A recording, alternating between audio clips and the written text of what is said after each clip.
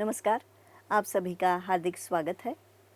आदर्श एवं संस्कारी पीढ़ी के निर्माण हेतु सनातन संस्था की नींव रखी गई गोवा की समृद्ध भूमि में 25 वर्ष पहले। इस संस्था के कार्य के बारे में जानने के लिए हमारे साथ आज उपस्थित है सनातन संस्था के प्रवक्ता अभय जी वर्तक। अभय जी, आपका बहुत बहुत स्वागत है। हमारे हिंदू राष्ट्र में ही हिंदू नाम लेना, मैं हिंदू हूँ कहना भी उचित नहीं माना जाता। ऐसी स्थिति में सनातन संस्था का निर्माण हुआ। अनेक आह्वानों का सामना आपको करना पड़ा। इस 25 वर्ष के बारे में आप क्या कहना चाहेंगे? आपने एकदम सचमुच में एक उसी नोक पे टोका है, क्योंकि 1999 में तो उस समय की भारत की स्थिति बहुत अलग थी।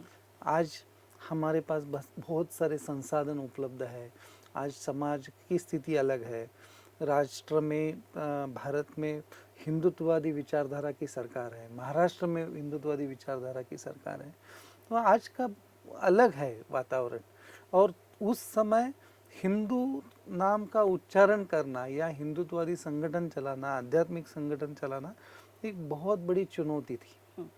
और जो हमने अनुभव किया उस समय कि सनातन संस्था गांव-गांव में प्रचार प्रसार करती थी, तो बहुत सारी चुनौतियों का हमने उस समय हमें सामना करना पड़ा। गांव-गांव में लोग पूछते थे कि ये क्या है, कैसे है।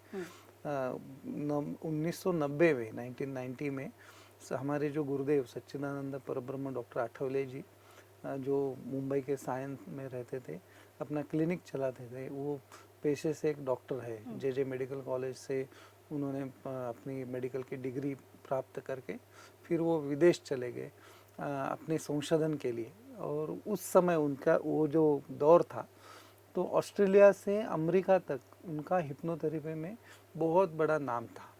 एक प्रसिद्ध व्यक्तिमत्व थे और भारत लौटे, क्योंकि भारत की ओर उनका पूरा आकर्षण था कि अपने ज्ञान का उपयोग भारत के लोगों के लिए करना है। तो उन्होंने अपना क्लिनिक सायन में शुरू किया। उनके बड़े भाई भी डॉक्टर थे, पूरे घर में सभी लोग डॉक्टर थे। तो उन्होंने जो संशोधन किया तो उनके ध्यान में आया कि मेडिकल साइंस तो 100% अगर परफेक्ट साइंस है तो 100% उसका रिजल्ट क्यों नहीं है। 100% अगर वो साइंस है तो 100 के 100 लोग ठीक क्यों नहीं होते। क्योंकि उनके पास कुछ लोग ऐसे रहते थे कि जो 4-4, 5-5 साल ट्रीटमेंट ले रहे लेकिन ठीक नहीं हो रहे। तो उन्होंने उसके ऊपर संशोधन किया। बाद में उन्हें ध्यान में आया कि स्पिरिचुअलिटी एक सुपीरियर साइंस है देन मेडिकल साइंस। फिर उसके ऊपर उन्होंने संशोधन चालू किया।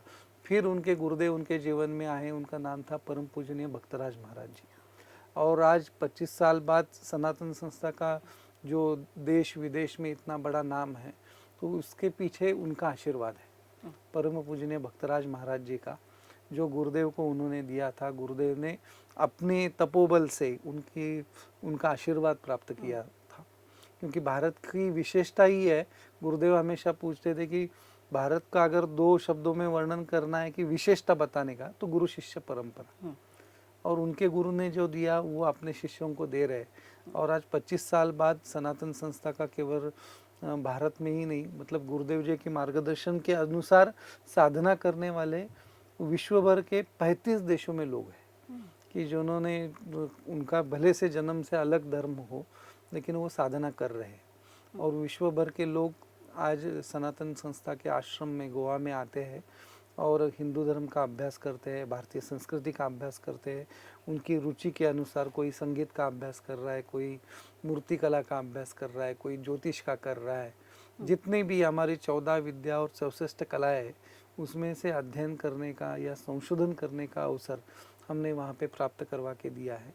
इस कालावधि में गुरुदेव जी के मार्गदर्शन के अनुसार 2500 से ज़्यादा व्यक्ति, कोई डॉक्टर है, कोई इंजीनियर है, कोई अशिक्षित है, कोई गरीब है, कोई अमीर है, लेकिन 2500 लोगों ने पूरा जीवन उनके चरणों में समर्पित किया है सेवा हेतु। आप भी आई थी आश्रम में, आपने देखा होगा सनातन के पूरे स्ट्रक्चर में हर एक आश्रम, कोई भी हो, कहीं का भी हो आश्रम, एक भी व्यक्ति सैलरीड पर्सन नहीं है। जिसको कुछ हर महीने की तनख्वाह दी जा रही है और वो व्यक्ति सेवा कर रहा है, ऐसी बात नहीं है। वो अपना तन मन धन त्याग कर कर अपना सेवा वहाँ पे अर्पण कर रहा है। तो ये मुझे लगता है कि एक आश्चर्य की बात है, क्योंकि कलयुग में हम आज जी रहे 1947 में देश स्वतंत्र होने के बाद, क्योंकि उसके पहले बहुत सारे स्वतंत्र सेनानियों ने अपना जीवन पूरा त्याग किया। जिस सावरकर भवन में हम बैठे हैं तो उन्होंने एक पीढ़ी का निर्माण किया कि त्याग करने वाली। तो लेकिन स्वतंत्रता के बाद आज तक जो त्याग किया है तो हमने देखा है कि उसमें बड़ा जो शेयर है वो आध्यात्मिक संतों का है, चाहे वो योग ऋषि रामदेव बाबा हो या श्री रविशंकर जी हो या गुरुदेव आठवले जी हो। तो इन्होंने हजारों युवकों को वापस प्रेरणा दी और हमें वो सनातन राष्ट्र की निर्मित की ओर लेके जा रहे हैं। तो आज हमें तो पीछे मुड़कर देखते तो बहुत आनंद होता है कि आज 25 साल के बाद सनातन संस्था का कार्य इतना बढ़ा है और इतने संकटों के बावजूद बढ़ा है। एक भी साधक पीछे नहीं हटा। संकट आए लेकिन सब साधकों को एक आध्यात्मिक बल होने के कारण उन्होंने बड़ी ही विनम्रता से और धीरज से और जिसे हम कहते हैं कि शेर दिल से उन संकटों का सामना किया और आज सनातन संस्था इस मुकाम पे खड़ी है। और मुझे विशेषता ये लगती है कि युवा पीढ़ी बहुत ज़्यादा है आपकी संस्था में, और ये बहुत अच्छी बात है क्योंकि युवाओं ने ही ये देश आगे ले जाना है। आप अध्यात्म की बात करते हैं और उसी के साथ ही धर्म रक्षण और राष्ट्र रक्षण का भी विचार आपके माध्यम से दिया जाता है, तो उसके बारे में बताइए। गुरुदेव जी का कहना है कि, और बहुत सारे संतों ने ये कहा है कि अगर हम भगवान के चरणों में फूल अर्पण करते हैं तो वो मुरझाया फूल अर्पण नहीं करते, वो जब भी ताज़ा रहता है तो उसको अर्पण किया जाता है। तो उसी प्रकार से जीवन में अगर हमें राष्ट्र के लिए समय देना हो या धर्म के लिए समय देना हो, कुछ भी करना हो तो युवा अवस्था में करनी चाहिए। ये तो विदेशी लोगों ने हमारे ऊपर एक नैरेटिव थोपा, अंग्रेज़ों ने, कि तुम्हें जो भी कुछ आध्यात्मिक वगैरह करना है ना तो रिटायरमेंट के बाद करना। ये तो बहुत बड़ा गलत फहमी और जिसके कारण हमारा नुकसान हुआ। और ऐसी कई सारी गलत फहमियाँ देश स्वतंत्र होने के बाद इस देश में फैलाई गई कि आप पिछड़े थे, आप अशिक्षित थे, अंग्रेज़ों ने आने के बाद हमको सिखाया। ये तो नैरेटिव्स तैयार किए गए। स्वतंत्र वीर सावरकर जी ने तो कितना सारा लिखा है कि हम कितने, हमारे पुरखों का इतिहास कितना दैदीप्यमान था, कितने हम शूरवीर थे। आज भी रोंगटे खड़े हो जाते, लेकिन हमें वो सिखाया ही नहीं गया। तो वो गुरुदेव ने हमारे अंदर वो चेतना जागृत की, तुमको जो कुछ करना है ना, तुम कितनी उम्र के हो, 6 साल के, 7 साल के, 10 साल के भी बच्चे आज हमारे पास है कि जो गुरुकुल में पढ़ रहे, हमारी वेद पाठशाला गोवा में है या गुरुकुल में आते हैं। अध्यात्म की शिक्षा शुरुआत से ही मिलनी चाहिए। मुझे तो आयु की 22 साल के बाद गुरुदेव मेरे जीवन में आए, तो बाद में मुझे मिला, लेकिन जिन युवकों को, बच्चों को शुरुआत से मिलता है वो भाग्यशाली है। और वो संस्कार गुरुदेव जी ने दिए, उसका परिणाम ऐसे हुआ कि उनका जीवन पर में विचार परिवर्तन हुआ और वो आज तन मन धन का अर्पण करके अपने राष्ट्र और धर्म के लिए मतलब दिन रात प्रयास कर रहे हैं। गुरुदेव जी ने एक विचार और दिया कि साधना में बहुत बार ऐसे होता है कि मेरी साधना, मैं मेडिटेशन करूंगा, मैं मंदिर में जाऊंगा, मैं मंदिर में स्वयं के लिए मांगूंगा और घर पे आ जाऊंगा। तो उन्होंने बताया कि इसे साधना नहीं कहते, केवल इसे व्यष्टि साधना करते हैं। उसको सिर्फ 30% महत्व है, 70% महत्व उन्होंने बताया कि समष्टि साधना के लिए है। तो आपने जन्म लिया है तो आपका समाज के प्रति दायित्व है और उसको साधना मार्ग में 70% महत्व दिया गया है। ये गुरुदेव जी ने विचार उस समय दिया जब भी उन्होंने जो संस्था की नींव रखी, और उन्होंने बताया कि आपका समय है, रोज का 1 घंटा निकालो कि जाओ किसी गांव में अपने धर्म के बारे में बताओ। आज भी जो 2500 पूर्णकालिक प्रचारक है, तो मैं गांव-गांव में जाता हूं कि जहां पे 20 लोग हैं, 25 लोग हैं, उनके साथ 1 घंटा हम बैठते हैं, साधना के बारे में, अपने धर्म के बारे में चर्चा करते हैं। उनके गांव में हम उनकी झुग्गी में भी कई बार रहते हैं, उनके साथ ही खाना खाते हैं। तो उनके साथ रह के हम ये साधना का प्रसार करते हैं। और ऐसे हर गांव में हम जा रहे हैं, शहर में भी जा रहे हैं, कई बैंक्स में लेते हैं, पुलिस फोर्सेस के लिए स्ट्रेस मैनेजमेंट लेक्चर्स, हर तबके के लिए ये प्रयास किया जा रहा है। तो इसे समष्टि साधना कहा जाता है और उसमें हमारा राष्ट्र भी सर्वप्रथम है, क्योंकि राष्ट्र जीवित रहेगा तो हम कर जीवित पाएंगे, रहेंगे। और धर्म जीवित रहेगा तो हम राष्ट्र का आत्मा जीवित रहेगा। दोनों चीज़ है कि तो इसके लिए उन्होंने ये विचार धर्म और राष्ट्र की रक्षा का विचार दिया है, वो सनातन संस्था आगे लेके जा रही है। सामाजिक कार्यों में आप हैं, उसके भी बारे में बताइए। सामाजिक कार्य में तो हर मतलब हमारा योगदान ही है कि जिस समाज से हम आते हैं तो उस समाज के ऊपर छोटा सा भी संकट आता है तो हमें दौड़ के जाना चाहिए। हमारे परिवार का अगर किसी बाजू वाले के घर में आग लग गई तो हम दौड़ के चले जाते हैं। तो संस्था आती है तो हमारे पास बड़ा दायित्व आता है। तो सनातन संस्था के जितने भी साधक हैं तो उनको हमने प्रथमोपचार का प्रशिक्षण दिया हुआ है, जिसे हम फर्स्ट एड कहते हैं। तो या आपातकालीन स्थिति का निवारण करना है तो उसका भी एक प्रोफेशनल ट्रेनिंग हमने दिया हुआ है। तो कभी आपदा में बाढ़ आती है या अर्थक्वेक आता है, भूकंप आता है, तो उस समय सनातन संस्था के साधक हैं वहाँ पे गए। जैसे नेपाल में भूकंप आया तो हम वहाँ पे हम पहुँचे थे। कहीं बाढ़ आ गई तो हमने बहुत सारा धान, कंबल ये सब लेके वहाँ पे सेवा के लिए गए। जहाँ जहाँ पे भी जैसे कुंभ मेला के समय स्टैम्पेड हुआ तो वहाँ पे फर्स्ट एड के लिए ट्रीटमेंट करने वाले लोग हम थे। मैं स्वयं नासिक कुंभ मेला के स्टैम्पेड के समय था। हमको सब सिखाया गया था कि पेशेंट को कैसे उठाना है। हर एक साधक ये जानता है, हर एक साधक ये जानता है, ये विशेषता है। मतलब गुरुदेव ने कहा है कि अगर आप संस्था में हैं तो आपको ये सीखना ही है, और ये गुरुदेव जी की शायद विशेषता है। जितनी भी युवतियां हैं, युवक है, उनको उन्होंने बोला है कि आपको लाठी काठी अपनी स्वरक्षा करने के लिए आनी ही चाहिए। लोगों के मन में एक भ्रम रहता है कि हम साधना करते हैं तो ध्यान लगाना या नाम जप करना यही साधना है। लेकिन अगर आपके ऊपर कोई लड़की है और किसी को छेड़ रहा है तो आप मार कैसे खा सकती है? आपको स्वयं की रक्षा करना ये भी दुर्गा का ही कार्य है ना। वो हमारा आदर्श है और ये हमारे धर्म ने बताया हुआ है कि आपको करना है। तो ये विचार गुरुदेव जी ने दिया, तो स्वरक्षा का विचार दिया। स्वयं का अध्ययन, धर्म का अध्ययन कर, अपने धर्म के बारे में जानकारी नहीं होती है। आज हम देखते हैं कि हम इस देश में 80% हिंदू है, लेकिन हम जन्म हिंदू है, हम कर्म हिंदू नहीं है। हमारा सरनेम हिंदू है, इसके लिए हम हिंदू है। लेकिन हमारे धर्म के बारे में अगर छोटे से भी 4 प्रश्न पूछे जाए तो हमें उसके बारे में जानकारी बहुत कम होती है। तो गुरुदेव जी ने हर एक विषय के ऊपर ग्रंथमाला निकाली। जैसे हमारा आचार धर्म है तो उसके ऊपर निकाली, हमारे विविध साधना मार्ग है इसके ऊपर निकाली। उन्होंने आयुर्वेद के ऊपर ग्रंथमाला निकाली। उन्होंने जो महिलाओं के कपड़े होते हैं तो उसके बारे में ग्रंथमाला की, आभूषण उसका अर्थ क्या है, उसके पीछे क्या शास्त्र है, उसके बारे में ग्रंथ। कुल मिला के 366 से 66 से ज़्यादा ग्रंथ उन्होंने निकाले, 366। उसका 14 लैंग्वेजेस में ट्रांसलेशन किया। हर एक साधक को कहा कि आप इसका अध्ययन कीजिए, आपको अपने धर्म के बारे में सटीक जानकारी होनी चाहिए। उन्होंने वो इसके लिए किया कि हर एक व्यक्ति वेद उपनिषद नहीं पढ़ सकता है, तो उसको अपने धर्म के बारे, जैसे गणेश जी के ऊपर ग्रंथ लिखा है तो दाई सूंड वाला गणपति और बाई सूंड वाला गणपति, इसमें क्या फ़र्क है? गणेश जी को लाल फूल क्यों चढ़ाते हैं? शिव जी की मंदिर में जाते हैं तो हम पूरी प्रदक्षिणा नहीं लगाते। तो हमारा हिंदू करके हमारा कर्तव्य है कि हमें वो जानकारी होनी चाहिए। जैसे मंदिर में जाते हैं तो दोनों हाथ जोड़ के हम नमस्कार करने चाहिए, हमको मालूम नहीं है तो लोग ऐसे ऐसे कुछ करते हैं तो वो एक नई पद्धति डेवलप हो गई। तो मंदिर में जाने के उपरांत कैसा भगवान का दर्शन लेना है, इसके ऊपर भी हमारा एक ग्रंथ है। अपने बच्चों का जन्मदिन हम मनाते हैं तो जन्मदिन मनाते समय ऐसे होता है कि मोमबत्तियाँ फूकते और जन्मदिन मनाते। हमारा धर्म तो कहता है कि तमसो माँ ज्योतिर्गमय, हम अंधेरे से उजाली की ओर जाने वाले लोग हैं। हम घर में रोज सुबह शाम दिया लगाते हैं, तो जन्मदिन के बाद समय हम दिया कैसे बुझा सकते हैं?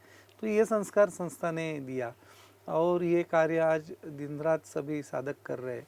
और इस संस्था को 25 साल पूर्ण हो रहे हैं, इसके लिए बड़ा सनातन राष्ट्र महोत्सव गोवा में किया जा रहा है। तो उसके बारे में बताइए। उसके बारे में ये है कि हमारे लिए एक आनंद की बात है कि किसी भी संस्था का रजत महोत्सवी वर्ष है नहीं, उस संस्था का एक ऐसे पड़ाव है, इस ऐसा समय है कि वो एक आनंद का क्षण है। और इसमें बहुत सारे संगठनों का हाथ है, किसी भी एक व्यक्ति का ऐसा नहीं। इसके लिए सभी संत इस रजत महोत्सवी वर्ष का जो कार्यक्रम गोवा में हम कर रहे हैं उसमें आ रहे, उसका नाम है सनातन राष्ट्र शंखनाद महोत्सव। ये 17 से 19 मई गोवा में अभियांत्रिकी जो विद्यालय है उसका जो ग्राउंड है फोंडा में, तो इसके ऊपर वो किया जा रहा है। और इसके लिए परम योग पतंजलि योगपीठ के परम पूज्य रामदेव बाबा जी वहाँ पे आ रहे हैं। आर्ट ऑफ लिविंग संप्रदाय के सर्वे सर्वा प्रमुख परम पूजनीय श्री श्री रविशंकर जी आ रहे हैं। इसमें प्रभु श्री राम जी का जो मंदिर अभी अयोध्या में बना है उसके जो कोषाध्यक्ष है परम पूजनीय गोविंद देव गिरी जी महाराज वो आ रहे हैं। महाराष्ट्र राज्य के माननीय मुख्यमंत्री देवेंद्र जी आ रहे हैं, एकनाथ शिंदे जी आ रहे हैं, छत्तीसगढ़ के मुख्यमंत्री जी आ रहे हैं, गोवा के मुख्यमंत्री माननीय प्रमोद जी आ रहे हैं, प्रमोद सावंत जी, बहुत सारे महानुभाव, कुल मिला के 1200 से ज़्यादा लोग डेलीगेट्स वहाँ पे आ रहे हैं। केवल भारत से ही नहीं, विदेश से भी 27 देशों से विविध महानुभाव उस कार्यक्रम में उपस्थित होने वाले हैं। कुल मिला के 25,000 लोगों की व्यवस्था उस वहाँ पे होगी। सब लोग निवासी रहेंगे, 25,000 लोग 3 दिन तक वहाँ पे रुकेंगे। सबके रहने की व्यवस्था, भोजन की व्यवस्था, एक बड़ा पंडाल लगा के हमने वहाँ पे की है। और ईश्वर के आशीर्वाद से निश्चित रूप से कार्यक्रम यशस्वी होगा। आखिरी दिन में धन्वंतरी याग का आयोजन वहाँ पे किया है कि पूरे सृष्टि में सबका आरोग्य रहना आवश्यक है, अच्छा आरोग्य रहना आवश्यक है। जैसे कोरोना महामारी के समय हमने देखा कि पूरा विश्व कितना संकट में था, तो ऐसे आने वाले काल में हम सुरक्षित रह पाए, क्योंकि बहुत सारी आपदाएं आने का संभावना है। तो हमसे हमारा सब साधकों का या सभी समाज के सत्व प्रधान व्यक्तियों का रक्षा हो, इसके लिए वो धन्वंतरी याग किया जाने वाला। आपने सनातन राष्ट्र इस शब्द का प्रयोग किया। आज हम ऐसी स्थिति में हैं जहाँ हिंदू में ही बंटवारा हो रहा है, जात के आधार पे, भाषा के आधार पे, प्रांत के आधार पे। तब आप जब सनातन राष्ट्र कहते हैं तब आप इसमें किन किन को मानते हैं? हम जब भी सनातन राष्ट्र कहते हैं तो एक समानार्थी शब्द है, जिसको जो आप राम राज्य कहिए वही सनातन राष्ट्र है, अगर हिंदू राष्ट्र कहेंगे वही सनातन राष्ट्र है। जो स्वतंत्र वीर सावरकर जी ने हिंदू राष्ट्र की संकल्पना कही वही सनातन राष्ट्र है। जो जो व्यक्ति सत्व प्रधान जीवन प्रणाली का अवलंबन करता है वो सभी व्यक्ति आते हैं, चाहे वो जैन हो, चाहे वो बौद्ध हो, चाहे वो सिख हो। ये हमारी इस कार्यक्रम में भी हमने जैन संतों को आमंत्रित किया है। हर एक सनातन संस्था का या सभी हम सभाओं का आयोजन करते तो उस वहाँ का जो गुरुद्वारा रहता है तो वहाँ पे हम लंगर खाते। मैंने तो सैकड़ों बार वहाँ पे लंगर खाया है। बहुत सारे सिख महानुभावों के साथ हमारा अच्छा संपर्क है। तो हमारा विचार ये है कि सत्व प्रधान व्यक्तियों का सभी का इकट्ठीकरण, ये जात का जो नैरेटिव है वो तो पॉलिटिकल है, उनके लाभ के लिए है। क्योंकि कोई भी व्यक्ति कुछ भी कहो, स्वतंत्रता के बाद अगर लोकतंत्र ने कुछ दिया है तो जात वाला बहुत बड़ा तगड़ा डिवीजन हमें दिया है, और जो पहले भी नहीं था उससे भयंकर आज चल रहा है। आज 2 गुटों में, 2 जातियों में, 2 संप्रदायों में बंटवारा करने, भाषाओं में बट कुछ कारण नहीं हो सकता है। शायद कुछ दिनों के बाद कोई जिसकी हाइट 6 फुट है और 4 फुट, उसमें भी ये लोग झगड़ा लगा देंगे, क्योंकि वहाँ पे जितने झगड़े होंगे उतना उनका लाभ होगा। लोकतंत्र की विशेषता ही यही है। हमारा तो प्राचीन राज्य व्यवस्था भी थी, इसके ऊपर भी बड़ा संशोधन होना आवश्यक है। पूरा विश्व हमारी सनातन राष्ट्र की धरोहर की ओर आएगा। सनातन राष्ट्र एक बहुत व्यापक विचार है, और मतलब सनातन संस्था का कोई राष्ट्र है ऐसी बात नहीं है। सनातन संस्था ये जो नाम आया तो उनके जो गुरुदेव सच्चिदानंद परब्रह्म डॉक्टर आठवले जी के जो गुरुदेव परम पूजनीय भक्तराज महाराज, तो उन्होंने ये सनातन नाम रखा। तो गुरुदेव ने जी भी हमें बार बार सिखाया कि आप किसी सनातन यानी एक व्यापक है तो उसका कोई सांप्रदायिक विचार मत कीजिए कि मैं इस संस्था में काम कर रहा हूँ। नित्य नूतन इति सनातना, ये सनातन का इस शब्द का अर्थ है। कि जो नित्य कभी भी पुराना नहीं होता है, यानी वो नित्य नूतन है। तो कभी भी पुराना नहीं होता है, तो हम अगर किसी भी विचारधारा में बंधित रहेंगे तो पुराना हो जाएगा। तो हमें उसके बाहर जाना है, तो हमें एक व्यापक विचार करना होगा। बिल्कुल। हम संप्रदाय में और इसमें हम एक विचार करते हैं कि हम सनातन राष्ट्र की निर्मिति के लिए हमारा जन्म है और हमारा संगठन एक उसके लिए माध्यम है, वो अंतिम नहीं है। तो ये विचार गुरुदेव ने दिया हुआ है। तो मुझे ऐसा लगता है कि स्वतंत्र वीर सावरकर जी ने हिंदू शब्द की व्याख्या जो की है कि वैदिक, सनातनी, आर्य समाजी, जैन, बौद्ध, सिख, निरीश्वरवादी सभी हिंदू है। और मेरे ख्याल से ये सनातन राष्ट्र की आपकी संकल्पना इसी विचार से है कि हिंदू सारे संगठित हो, और आप बड़ी संख्या में गोवा में एकत्रित हो ही रहे हैं। तो ये आपका विचार आगे जाएगा और युवा पीढ़ी आपके साथ तो है ही, और भी आती रहेगी। आप सभी को क्या कहना चाहेंगे? हम गुरुदेव ने जो कहा है वही कहना चाहेंगे कि हर एक व्यक्ति ने जो हिंदू करके जिसने भी जन्म लिया है, व्यापक अर्थ से कह रहा हूँ, तो उसने साधना करनी चाहिए। क्योंकि हमारा जीवन इस माया के बाजार के लिए नहीं है। तो वो अपना जो जीवन है वो व्यष्टि साधना के लिए है कि आप किसी भी देवता का भले स्मरण करें, लेकिन उसका नामस्मरण करें। कलयुग में सर्वश्रेष्ठ साधना बताएगी कि जप, यानी साधना, नाम जप।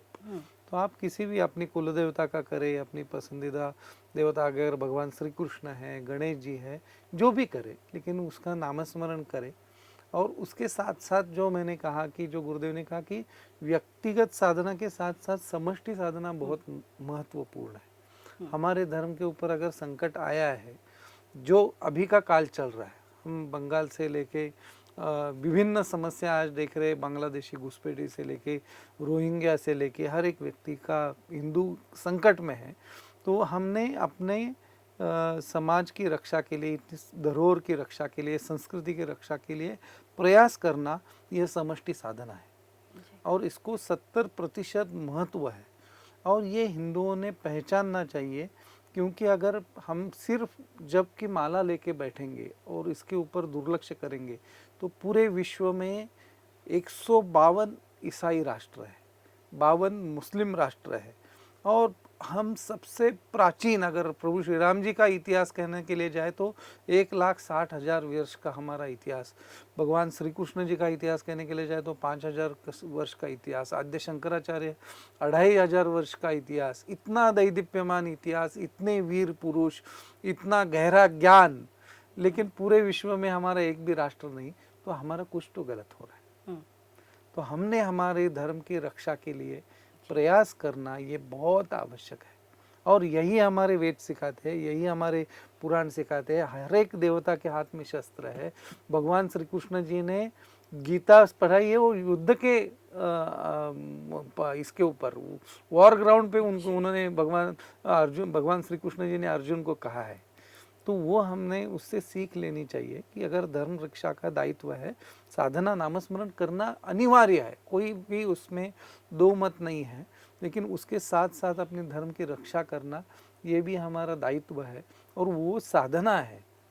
ये मैं आप सभी से आह्वान करूंगा कि सनातन राष्ट्र का शंखनाद होने जा रहा है गोवा में, तो इस शंखनाद के साथ ये समष्टि साधना और व्यष्टि साधना आप दोनों कीजिए, यही आह्वान होगा। आज हिंदुओं की अस्तित्व की लड़ाई शुरू है, और मेरे ख्याल से आपका ये जो विचार है यही हमें बचाएगा आगे जाके। आपकी संस्था को और आपके जो साधक है सभी को ये 25 साल आपके पूरे हुए हैं, उसके लिए मैं मनपूर्वक शुभेच्छा देती हूँ। आपका कार्य निरंतर चलता रहे। बहुत बहुत धन्यवाद, बहुत बहुत धन्यवाद।